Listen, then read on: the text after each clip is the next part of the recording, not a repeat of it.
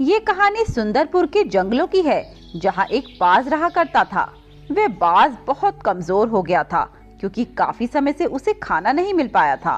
जंगल के सभी पक्षी उससे डरे हुए रहते थे और उसे देखते ही अपने अपने घरों में घुस जाते थे। ऐसे ही उसे शिकार न मिलने से वह बहुत गुस्सा हो गया था।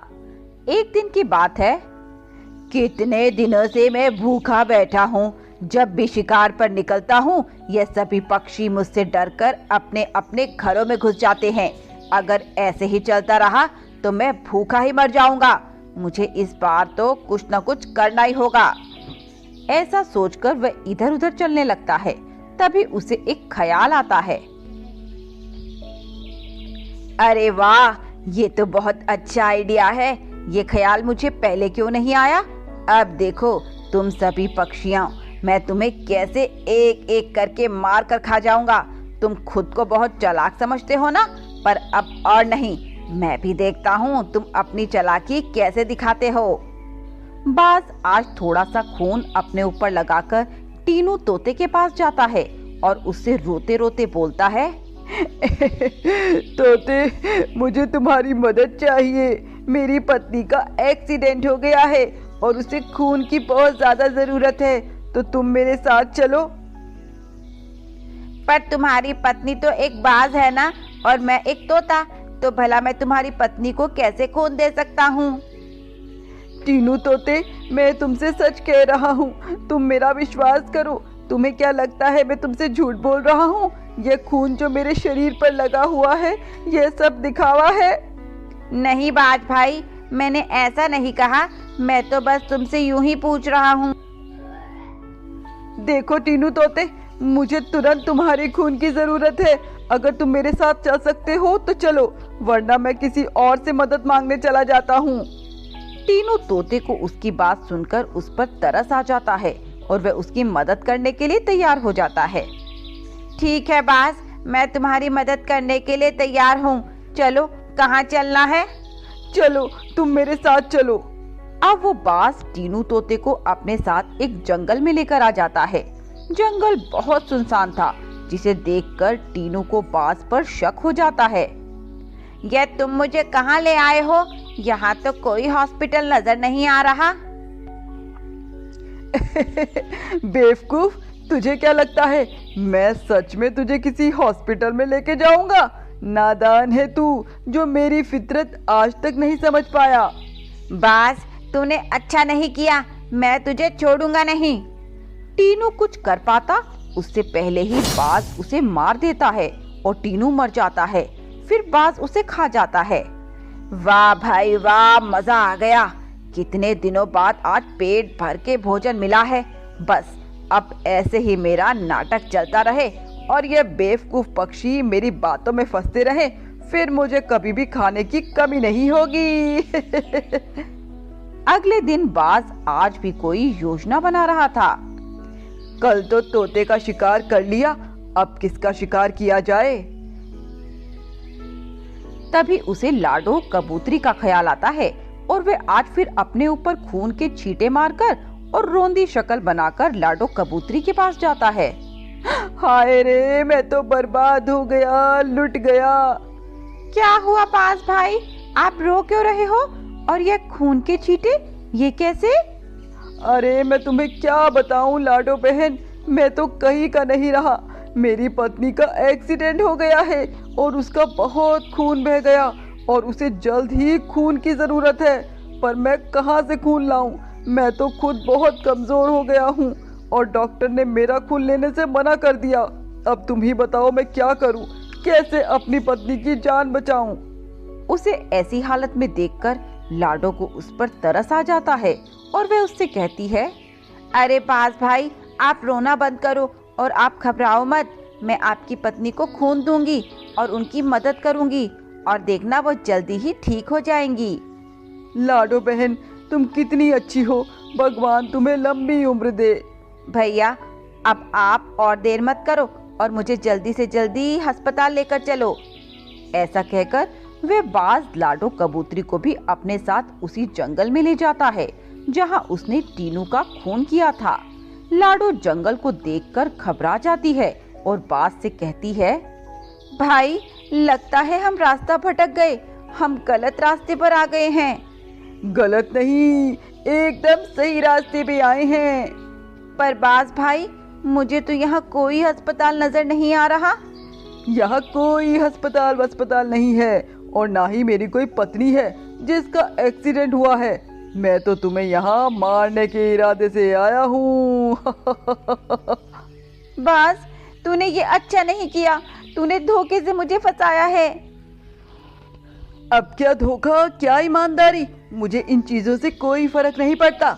मुझे तो सिर्फ अपने शिकार से मतलब है। ऐसा कहकर वह बाज उस लाडो कबूतरी को भी जान से मार देता है। ऐसे ही कई दिन गुजर जाते हैं। अब वो बाज रोज ऐसे ढोंग भरकर पक्षियों के पास जाता और उन्हें अस्पताल ले जाने के बहाने से मार कर खा जाता। अब वह बहुत मोटा भी हो गया था। अरे मुझसे अच्छी किस्मत तो किसी की नहीं हो सकती। मैं जो सोचता हूँ उसमें कामयाब जरूर होता हूँ। और ये पक्षी जो खुद को इतना चालाक और समझदार समझते हैं, क्या हुआ उनका? सब के सब बेवकूफ हैं। मैं जरा सा खून क्या लगाकर उन लोगों के सामने जाता हूँ, वो मेरी बातों में आ जाते हैं और अपना खून तक देने को तैयार हो जाते हैं। बहुत दिन हो गए किसी चिड़िया का मांस खाए हुए। मैंने कबूतर, तोता, बंदर, मैना सभी के मांस खा लिए, पर अब तक किसी चिड़िया का मांस नहीं खाया। क्या करूं, किसका शिकार करूं? तभी उसे टुनटुनी चिड़िया का ख्याल आता है। अरे मैं टुनटुनी के बारे में कैसे भूल गया, वो भी तो एक चिड़िया है। तो तैयार हो जा टुनटुनी चिड़िया, अगली बारी तेरी है। वहीं दूसरी तरफ टुनटुनी चिड़िया अपनी दोस्त लाडो कबूतरी की मौत से सदमे में थी। वो जंगल के पक्षियों से इसी सिलसिले में पूछताछ करती है। अरे मोंटी बंदर, तुम्हें पता है कि आखिरी बार लाडो कबूतरी किसके साथ देखी गई थी? देखो टुनटुनी, मैं इस बारे में कुछ नहीं जानता। मैंने तो कई दिनों से लाडो कबूतरी को देखा भी नहीं। तुम मुझे माफ करना, मैं इस बारे में तुम्हारी कोई मदद नहीं कर पाऊंगा। ठीक है मोंटी भाई, आपकी मदद के लिए शुक्रिया। टुनटुनी जंगल के पक्षियों की इस रहस्यमय मौत के बारे में सुनकर बहुत परेशान थी। अगली सुबह वह बाज टुनटुनी चिड़िया के पास चला जाता है और उस पर भी वही चाल चलता है जो उसने सभी पक्षियों पर चली थी। टुनटुनी बहन, मुझे तुम्हारी मदद की सख्त जरूरत है। बोलो, तुम मेरी मदद करोगी ना? अरे बाज भाई, आपके ऊपर ये खून, ये कैसे और कैसी मदद? टुनटुनी बहन मत पूछो, मेरे साथ जो हुआ है भगवान फिर से वो किसी के साथ ना करे।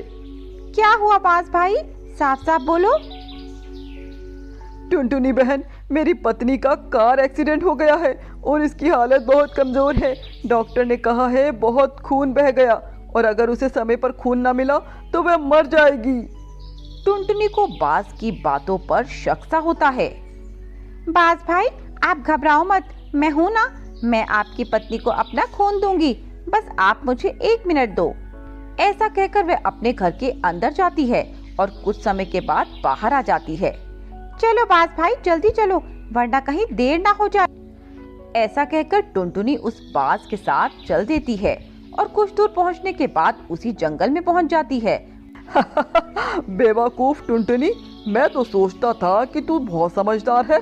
तुझे जाल में फंसाना मेरे लिए आसान नहीं होगा, पर मैं गलत साबित हो गया। तू तो इस जंगल की सबसे बड़ी बेवकूफ निकली। तुझसे ज्यादा अकल से तो पैदल चिड़िया मैंने आज तक नहीं देखी। हंस ले बेटा, हंस ले, जी भर के हंस ले, क्योंकि तेरी ये आखिरी हंसी है। आज के बाद तू हंसने के काबिल तो क्या, सांस लेने के काबिल भी नहीं रहेगा। बाज टुनटुनी की ये बात सुनकर हैरान हो जाता है। कहना क्या चाहती हो तुम?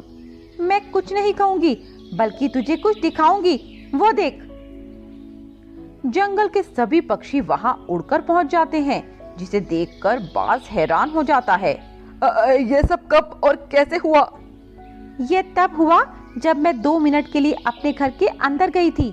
मैं पहले ही तेरी चाल समझ गई थी, इसीलिए मैंने जल्दी अपने दोस्तों को व्हाट्सएप पे एक मैसेज डाल दिया और मेरे पीछे पीछे आने को कहा, और देखो ये सब आ गए। प्लान तो अच्छा था। सच कहूँ तो पहली बार मुझे कोई मेरी टक्कर का मिला है। पर तुम सभी जरा जरा से पक्षी मेरा क्या बिगाड़ लोगे। ये मत भूलना कि बूंद बूंद से सागर भरता है। जब रावण इतना शक्तिशाली होने के बाद वानर सेना से हार गया तो तू चीज ही क्या है। बाज को उसकी बातें सुनकर बहुत गुस्सा आ जाता है और उन सभी पक्षियों पर वार करने लगता है। पर पक्षी भी कमजोर नहीं थे, वे पूरी तैयारी के साथ आए थे। उन्होंने अपने बैग में पत्थर भर रखे थे जो उन्होंने उस चील पर फेंकना शुरू कर दिया और देखते ही देखते वह बाज पूरी तरह से जख्मी हो जाता है और अंत में मर जाता है। दोस्तों, ये मेरी या आपकी जीत नहीं है, ये जीत है बुराई पर अच्छाई की। सभी पक्षी टुनटुनी की सूझबूझ और समझदारी की तारीफ करते हैं।